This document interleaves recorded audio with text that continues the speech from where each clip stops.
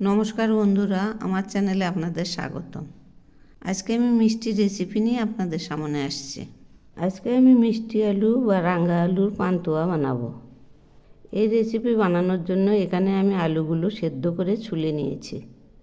এবার এই মিষ্টি আলুগুলো আমি একটা নেটের মধ্যে তুলে নেব। এখন এগুলি এই নেট দিয়ে সেঁকে নেব এরকম করে, তাহলে আঁশটা থাকবে না। এইভাবে সেঁকে নেব।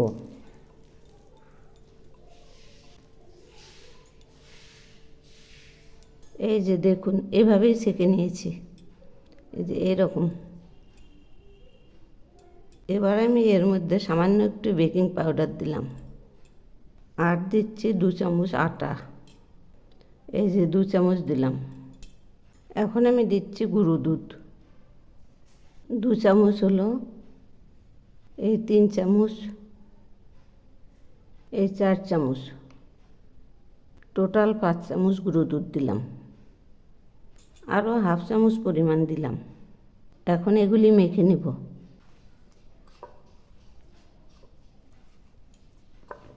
এভাবেই মোমের মতো করে মেখে নেব।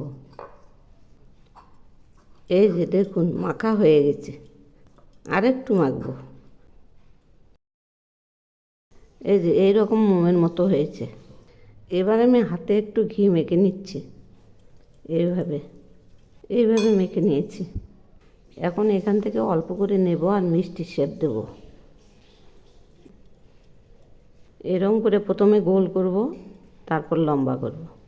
তো বন্ধুরা, আমার রেসিপি যদি আপনাদের ভালো লেগে থাকে তাহলে সাবস্ক্রাইব করে আমার পাশে থাকবেন। এরকম করব, এরকম করেই সবগুলো বানাবো। এই যে দেখুন, সবগুলো বানিয়ে নিয়েছি। এবার আমি এই প্যানে 2 কাপ জল নিচ্ছি। দিচ্ছি থেতো করা 3টে সাদা এলাচ। জল ফুটছে, এখানে 2 কাপ জলের জন্য 1 কাপ চিনি দিলাম। শিরাগুলো একটু নেড়ে দিচ্ছি। একটু চিটচিট ভাব হলেই নামাবো। এগুলি হয়ে গেছে। এই যে একটু চিটচিট করছে। এখন এগুলি পাশের ওভেনে লো হিটে রেখে দেব। এবার আমি কড়াই বসিয়েছি। কড়াইয়ে তেল দিলাম।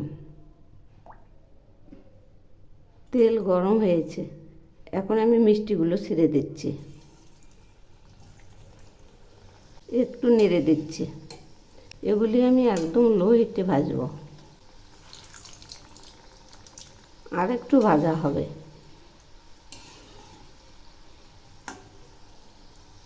ভাজা হয়েছে, এবার আমি নামিয়ে নিচ্ছি। এভাবেই আমি সবগুলো ভেজে নেব। এই যে দেখুন, সবগুলো ভেজে নামিয়েছি।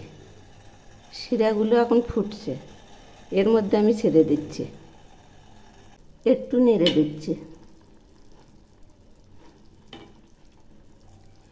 এগুলি 2 মিনিট ফুটাবো, তারপর নামাবো।